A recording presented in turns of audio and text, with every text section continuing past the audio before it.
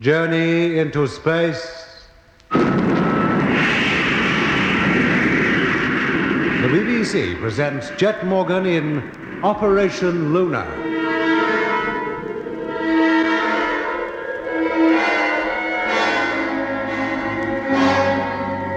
After a thrilling trip lasting nearly 5 days, Jet Morgan and his crew in the rocket ship Luna touched down on the surface of the moon. After contacting the Earth and receiving messages of congratulations from all parts of the terrestrial globe, they set about their tasks of taking photographs, collecting specimens of moon rock and soil, and exploring the area in which they landed. Then, while Jet, Doc, and Lemmy were making their way towards their next objective, the strange sounds which they, and particularly Lemmy, had heard on their journey from Earth were heard again. And then Doc thought he saw something move in the crater ahead of them. Something move? Impossible. Did you see anything, Lemmy? No, Jet. I wasn't looking. Well, whatever it was, I only caught a glimpse of it. But it was there, I swear it. You two wait here. I'll go and look. No, Jet. There's nothing on the moon that can move of its own free will. Then why can't we all go? No. If it's all right, I'll tell you. Then you can come on. Hello? Hello? What's the trouble? I wish we knew, Mitch. We heard that noise again. Not just Lemmy this time, but all three of us. Did you hear it? No, I didn't. You sure you did? Of course I'm sure. And on top of that, I saw something move in the crater. Ah, ridiculous. I tell you, I saw it, Mitch. Did you, Doc? We'll see in just a minute. I'm almost at the crater now. If there's anything to see, I shall see it. There. Not a thing. Good Lord.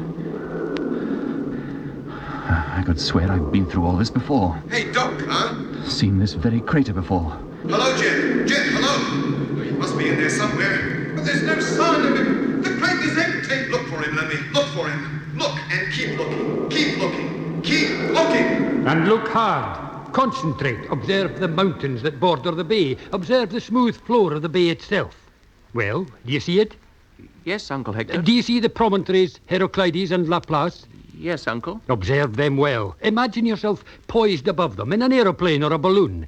And then you'll get a true impression of what the moon really is. A great globe. Another world, a dead world, hanging in nothing. Can you see that, boy? Eh? Eh? Yes, Uncle. The bay is full of craters. Aye, it probably is, but you can't see them. With a big telescope at Blackford Hill, you might make out some. Wee craters. Lots of wee craters. And one is wide and shallow like a dish. What are you talking about, boy? Which one? The one near the ship. What ship? The spaceship.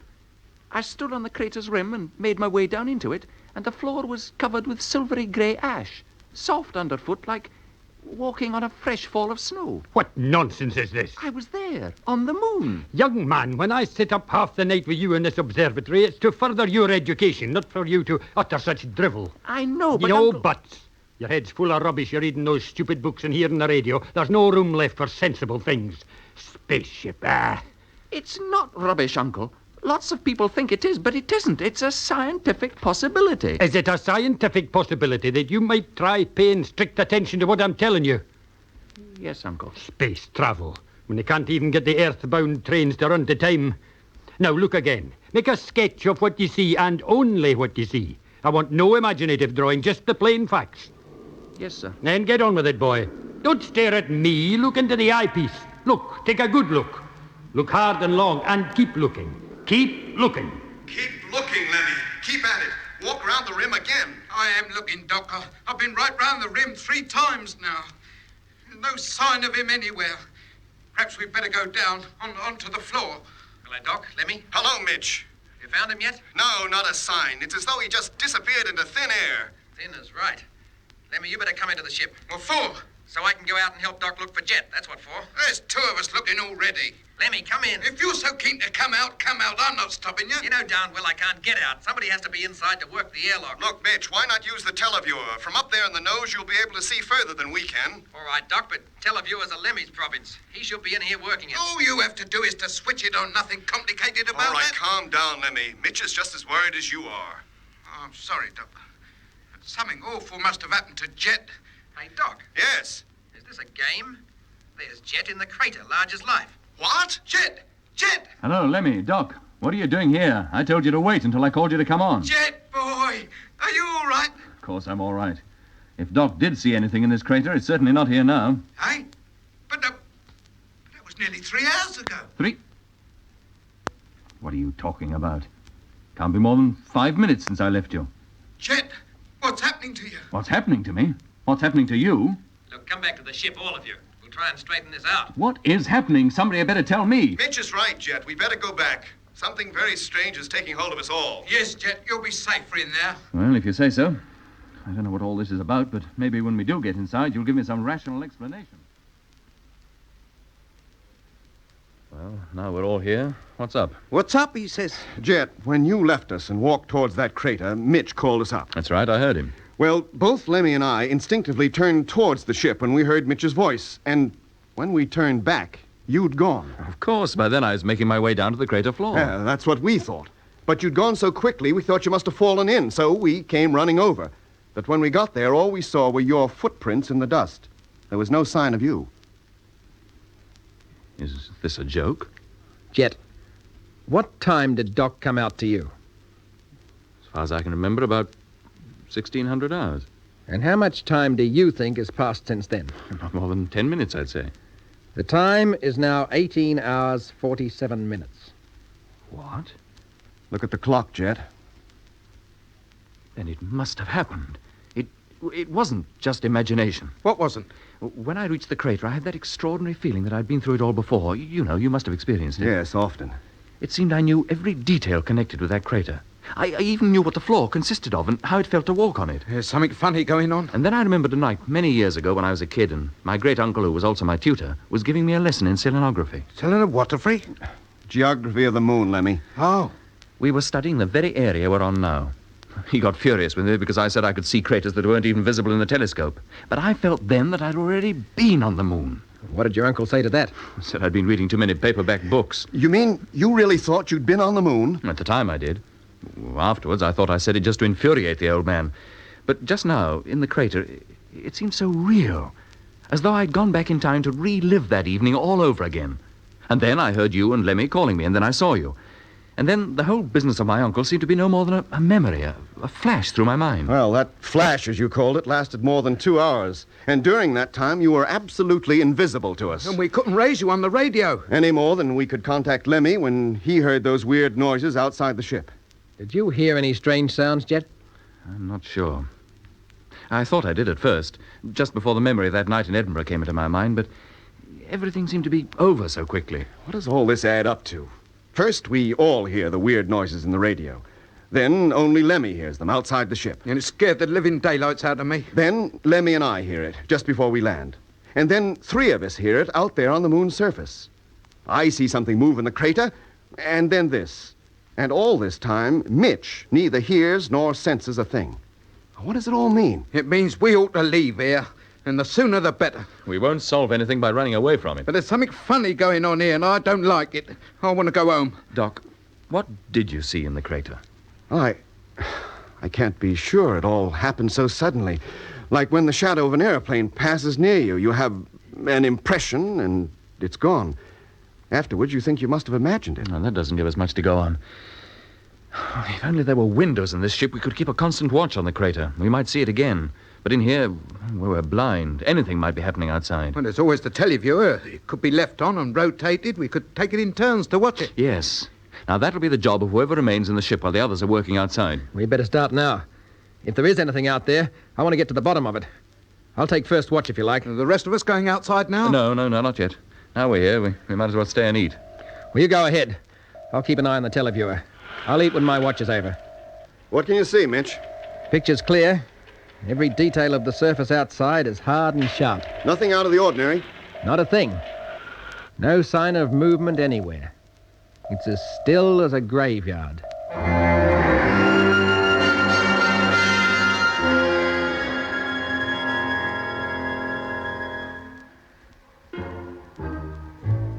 October 30th, 1965.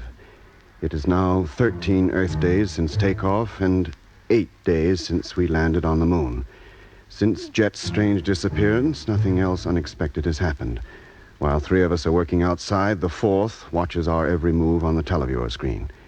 We never wander away from each other, at least not more than a few feet, and Jet has given strict orders that we keep the ship within sight at all times. This has limited the area we can explore and means we stay out of most crater floors entirely. But there's still plenty of work to be done on the elevated surface. Spirits rise as the time for going home draws closer, for although there has been nothing to alarm us for some time, there's a sense of foreboding in the atmosphere, a strange feeling of apprehension that we all feel but never mention. All but Lemmy, that is, who seems to have forgotten that anything strange has ever happened to him or to any of us. He's in here with me now, while Jet and Mitch are outside making their periodic inspection of the ship's exterior. Hello, Lemmy. Hi, Doc. Sorry to disturb you, mate, but the time has come for you to take the televiewer watch. Oh, thanks. Anything doing? No, looks just the same out there. Here, how many pages of that diary have you filled up to now? Oh, a couple of hundred, I reckon. What on earth do you find to write about? Well, on Earth, probably not very much, but up here there's plenty of material. Am I mentioned? Sure you are. We all are. What are you going to do with it, Doc? Sell it to a newspaper? You could make a lot of money that way. No, I don't think I'll be selling it to any newspaper. Well, I'd better get over to the televiewer. This is no way to keep a constant watch. There's nothing out there to see. If you want to keep writing your diary, you go ahead. I'll carry on with the watch. No. It's my turn. I'll take it. All right, Doc. Have it your way. I think I'll take a little snooze on me bunk. At least till Jet and Mitch want letting in again. By the light of the silvery earth, I want to... Hey. Blimey. It's here again. Doc! What is it? Can't you hear it? That noise! Well, Goodness sake. Come over here, quick. Blimey. I thought we'd finished with this lark. Look at the televiewer. What's the matter with it? Can't you see it? A dome. But, Doc, It covers the whole crater. The one Jet got lost in. It's as though a spherical roof had been placed over it. You're going crack if this screen's blank. No, it's there. Plain as plain. Surely you can see it. No, Doc, I can't. Call up Jet and Mitch and tell them. Tell them to look towards the crater. Quick. Hello, Jet. Let me call in. Can you hear me, Jet? Hello, Jet. Jet! Oh, it's gone. Yes. The dome is gone. Hello? Hello, Doc, Lemmy. Hello, Jet. You can hear us. What's the idea? We've been calling you for a couple of minutes. Calling us? What was wrong? Were you asleep? No, Jet. We weren't asleep. Fill the airlock. Mitch and I want to come in. Jet, can you see the crater from where you are? The one you went into? Yes, we can see it, Doc. Why? Does it look any different? Hey? No, just the same as usual. You sure, Jet? Well, of course we are. There's nothing different about anything that we can see from here. Oh. All right, close the door and fill the airlock, Lemmy. Let them in. Yeah. Main door closing. Stand by.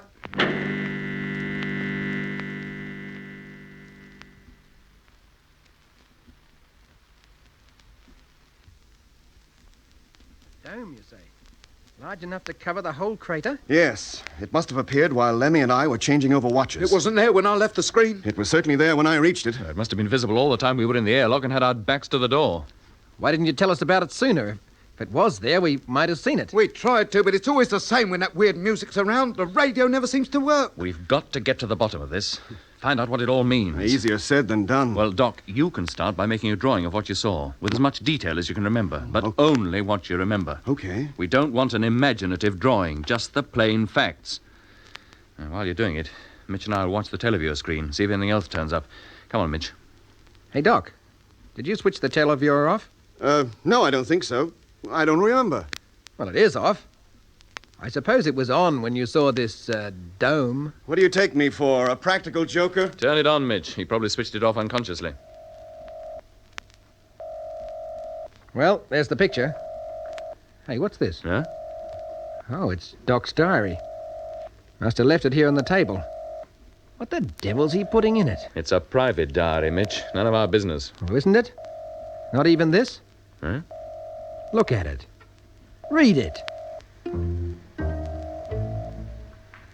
My whole enthusiasm and interest in the trip is gone. We should never have come. Man has no right here. No right to carry the secrets of this planet back to Earth. Back to terrestrial beings who can neither understand them nor appreciate them and, in consequence, will only attempt to destroy them. Rip them to pieces. Tear them apart, as they have already begun to destroy their own planet. Far better that we should die and never return.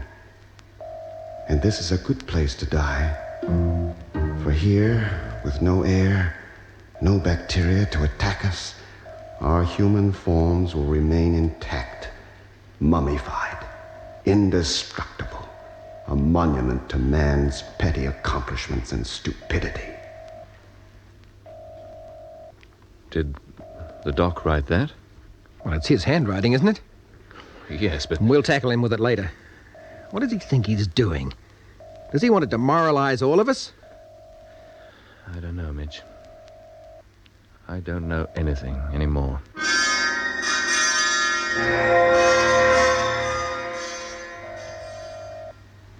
Now, Doc, have you finished that drawing? Yeah, I finished it some time ago. Here, it's as accurate as my memory will allow me to make it. The dome seemed to be made of some transparent material, and the low circular wall that supports the dome seems to have been erected on the crater's rim. It fits the rim exactly. A circular wall? Come to think of it, that crater is circular. What craters on the moon aren't? But this one is exactly so. The sides haven't crumbled and fallen into the bottom as most of the other craters seem to have done. What did the walls seem to be made of, Doc? I don't know. Some kind of metal, maybe. It had a smooth surface. Certainly not made of bricks or anything like that. And there were no doors or seams that I could see. Well, it's a curious object, all right, but it doesn't tell us much. Nothing like so much as Doc's diary tells us. What do you mean? This is what I mean. What you wrote here today and then left lying around for all of us to read. What are you trying to do? Demoralize all of us? I don't know what you're talking about. You made it plain enough in here. You want us to know you've lost all enthusiasm for this trip, that we should stay up here, die up here. Have you gone crazy? No, but maybe you have. What with domes over craters and then this. Let me see it. Well? I didn't write this. It's your handwriting, isn't it? Yes, but I... Then what did you write? Show me. Go on. What I wrote isn't here. Ah! I merely recorded the normal events of the day. I give you my word, Mitch. I don't want it. You saying I'm a liar? Well, if that's how you want to put it, yes, I am. Now, hold on there, Mitch. You hold on yourself. Shut up. What else is he? There's the book. Shut up. Blimey. Nobody's calling anybody anything. We're going to get to the bottom of this calmly and without insulting each other. Now, Doc, did you write this or didn't you? Well, if I did, this is the first time I realized it. Then what did you write? I just told you, the normal... Doc, were any of the thoughts expressed on that page in your mind while you were writing? Yes. Yes, I suppose they were, but they weren't important. Ideas like that must have passed through the minds of all of us. It happens to everybody. You think of things you have no intention of doing, would hate to do, in fact. Like when you're in a car and the sudden fear of a possible accident strikes you, or when you make an air trip. But you don't have the accident. No, that's what those thoughts were like. But I'd no idea I put them down. I would have sworn on my life that I just wrote about the work. How many days we'd been here, the date, the time. Nothing like that on this page. There is on yesterday's page, I grant you that. Give him back the book, Mitch. Hey? Give it to him. To go on writing this drivel? I said give it to him. Thanks, Mitch. And Doc, Yes? whatever anybody else thinks, I believe you. Thanks. You believe him? And why not? The things that have been happening to us since we've landed here, I'd believe anything. You would, eh? Well, I don't. Nothing's happened to me. It's you that's crazy, all of you. Cut it out, Mitch. That's it. You're all going crackers. All but you. You're the only one still in step. We're all crazy but you. Ah, I get it now. The whole thing's a conspiracy. Something the three of you have cooked up to try and send me crazy. So when I get back to Earth, I'll be considered unfit to make any further trips. Mitch. Then the field is clear for you. The exploration of space, the glory of it is all yours. While I, who designed this ship and built her, kick my heels back on the deck there, watching you going and coming. But you won't do it. Mitch, don't talk I'll such see nonsense. you don't. You can stay here, all of you. Die here, like Doc says. I'll take the ship back on my own. Tell them you wandered off into the mountains, got lost, or fell down a crevice. Mitch. Got eaten up by a dragon. They'd like that. That'll make a good story. Oh. Yeah. Help me get him onto his bunk. Yeah. Teleview clear, nothing to report. Mitch, you all right? What happened? I hit you, Mitch. I had to. You were raving like a lunatic. Oh, I'm sorry, Jet. If I do that again, you hit me again. What are we going to do, Jet? Exactly what we came up here to do. But what's the explanation of all this? I don't know. The only thing I can think of is that something is getting at us. What? Getting at our minds in different ways. Lemmy hears music and it scares him, makes him feel he wants to go back home. You see things, unexplainable things, and write things in your diary you don't intend. And Mitch?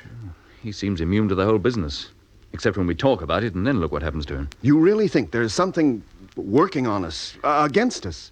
I don't know, Doc, but that's how it looks. How are we ever going to find out? We may never find out, but we'll try. That crater out there seems to be connected in some way. We'll examine it thoroughly, by every means we have. What, all of us? No, Mitch and I will go out. You stay with the televiewer. Okay. Keep us on the screen all the time. Watch every move. And Lemmy will stay by the radio and record every word we say. You agree to that, Mitch? Yes, Jet.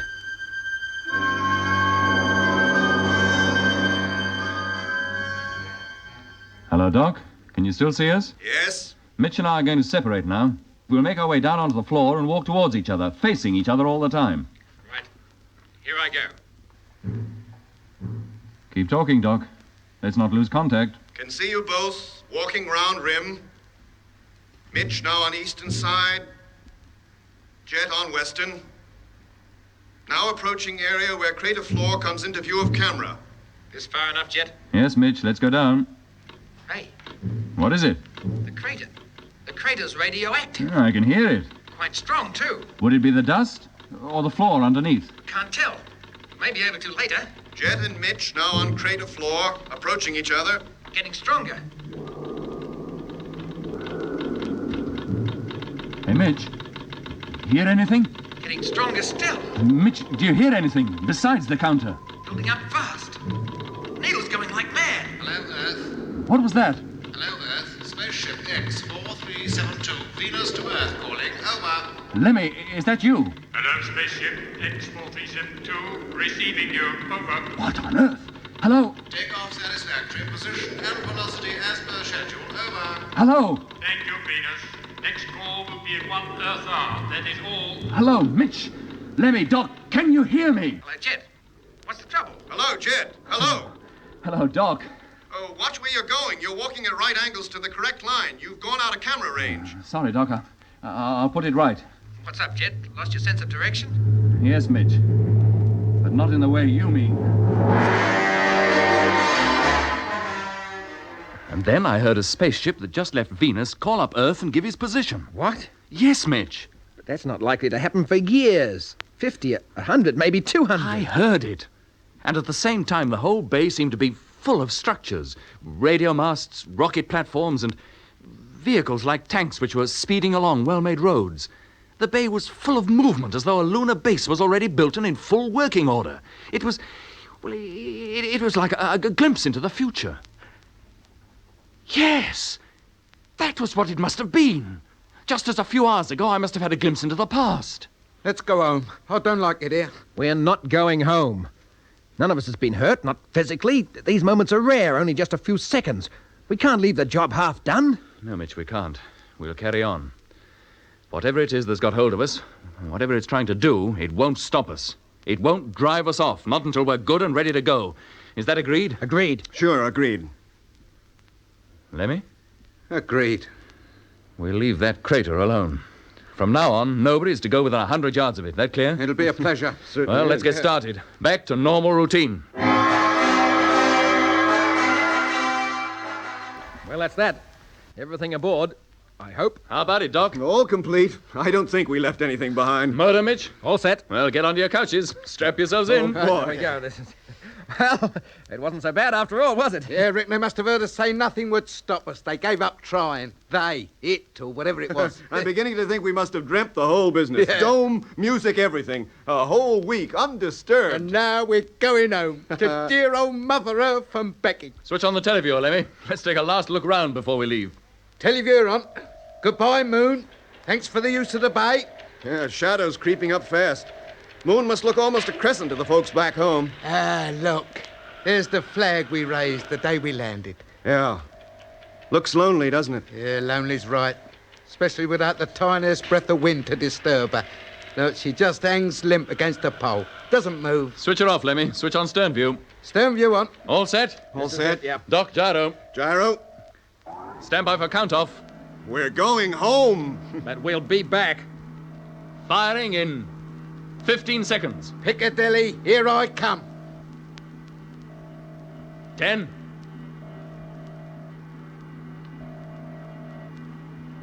5, 4, 3, 2, 1. Contact! Well, press it. Press the switch.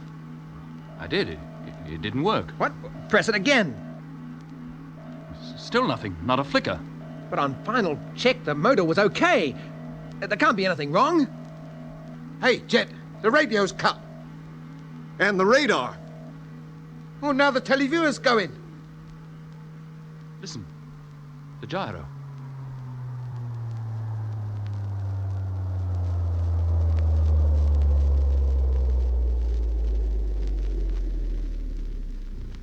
It stopped.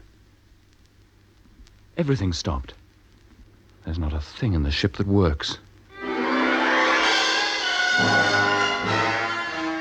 You've been listening to Episode 3 of Journey into Space, with Andrew Folds as Jet Morgan, Alfie Bass as Lemmy, Guy Kingsley Pointer as Doc, and David Williams as Mitch. Other parts were played by David Jacobs and Duncan McIntyre. The orchestra was conducted by Van Phillips, who also composed the music. Journey into Space was written and produced for the BBC by Charles Chilton.